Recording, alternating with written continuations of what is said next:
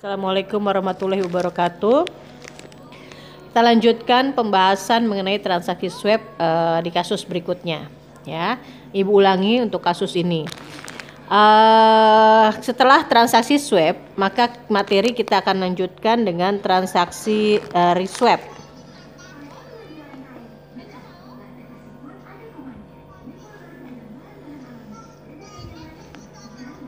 Ya. Nah, contoh dari transaksi reswap, misalnya ada transaksi antara Bank BCA dengan nasabahnya, di mana nasabahnya ini menggadaikan 1 juta USD, ya, ke Bank BCA. Berarti Bank BCA bertindak sebagai pembeli di first leg-nya, ya. Di transaksi first leg-nya Bank BCA bertindak sebagai pembeli, nasabah sebagai penjual karena dia akan menggadaikan 1 juta USD-nya. Misalnya kesepakatannya adalah jangka waktunya 3 bulan, spot rate-nya 2170. Nah, apa itu reswap? Nah, reswap adalah transaksi swap ulang. Reswap ini hanya bisa dilakukan kepada Bank Indonesia. Artinya, pada tanggal 5 November, Bank BCA melakukan transaksi swap dengan nasabah. Artinya Bank BCA membeli 1 juta USD dari nasabah. Nah, pada hari yang sama Bank BCA bisa melakukan reswap atau swap ulang kepada Bank Indonesia. Perannya berubah. Pada saat transaksi swap, Bank BCA bertindak sebagai pembeli. Tetapi ketika melakukan reswap kepada Bank Indonesia, maka Bank BCA bertindak sebagai penjual. Ya, itu bisa dilakukan di hari yang sama. Tapi tentu dengan kesepakatan yang berbeda. Nah, misalnya transaksi swap Bank BCA dengan nasabah itu preminya adalah 81/8%. Sementara transaksi reswap Bank BCA dengan BI itu preminya adalah 8%. Nah, sekarang kita akan hitung berapa jumlah yang dibayarkan nasabah kepada Bank BCA dan berapa jumlah yang dibayarkan Bank BCA kepada BI. Ya. Nah, contoh. Pertama adalah transaksi swap antara Bank BCA dengan nasabah, di mana di sini nasabahnya pada tanggal 5 November menjual 1 juta USD. Berarti berapa uang yang akan diterima oleh nasabah dari Bank BCA akibat menjual dari 1 juta USD-nya. Tinggal dikalikan saja.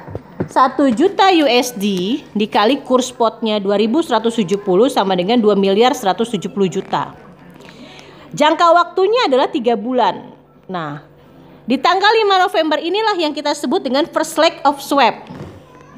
Sementara 3 bulan yang akan datang, yaitu tepatnya di 5 Februari, itu adalah second leg of swap-nya atau tanggal penebusan kembali. Kalau di 5 November Bank BCA bertindak sebagai pembeli, membeli 1 juta USD dari nasabah, maka di tanggal 5 Februari pada saat second leg, Bank BCA bertindak sebagai penjual. Dia menjual 1 juta USD-nya kepada nasabah atau nasabah menebus kembali USD-nya. Nah, ditambah dengan premi 81/8. Kita hitung dulu preminya. 1 juta USD dikali 81/8 dikali jangka waktunya adalah 3 bulan. Dibagi 12. Sama dengan preminya untuk 3 bulan itu adalah 44.078.125. Jadi pada saat jatuh tempo atau pada saat tanggal penebusan kembali, nasabah yang bertindak sebagai pembeli karena sudah bertukar peran di second leg ini, itu harus membayarkan kepada Bank BCA dengan jumlah 2.170 juta ditambah dengan premi 44.078. Maka nasabah membayar ke BCA sebanyak 2.214.078.125. Jadi pada saat first leg Bank BCA membayarkan kepada nasabahnya senilai 2.170 juta.